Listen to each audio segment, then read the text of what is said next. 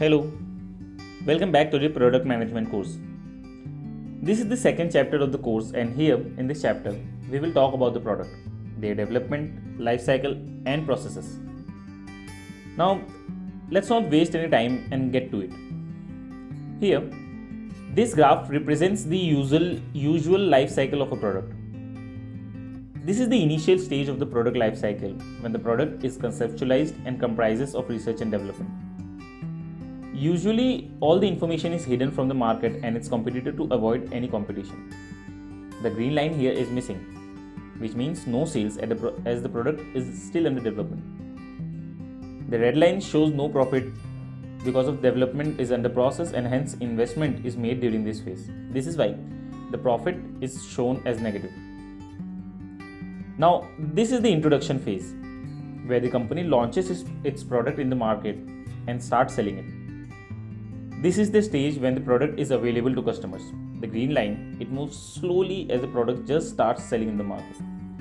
The red line is still under negative profit but slowly enters into trajectory of making a profit. Now once the product is introduced in the market, it enters into growth phase. In this phase, the customer starts using the product in large numbers and the product starts generating the profits. The two lines of the graph show an upward trajectory as the product is accepted in the market and started generating revenue. After the growth phase comes the maturity. The product enters the maturity phase where it has captured the entire market with maximum market share. The entire target audience is aware of the product and the very minimum amount is spent on marketing activities.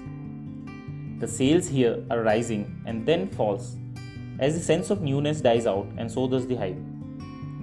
The sales will still be high but will not keep increasing. Since sales drop, profit also goes with it. Now comes the last phase of the product, the decline. The product dies out or phased out from the market after generating sales and profit for the market. Various reasons can be attributed to the product to be removed from the market. This can be related to competition, better technology availability, cheaper product, lack of innovation, etc. The graph represents the decline in the sales and profit losing the market share. See, you will have to understand that the product will not necessarily die out here on the graph. This is just a life cycle.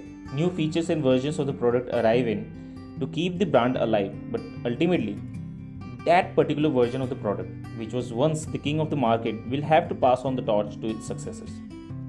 Like the iPhone. Unless Apple keeps innovating and introducing new models with better features, it will lose its top position. Well, that's all for this video. In the next video, we will talk about the product development process. Thank you for now.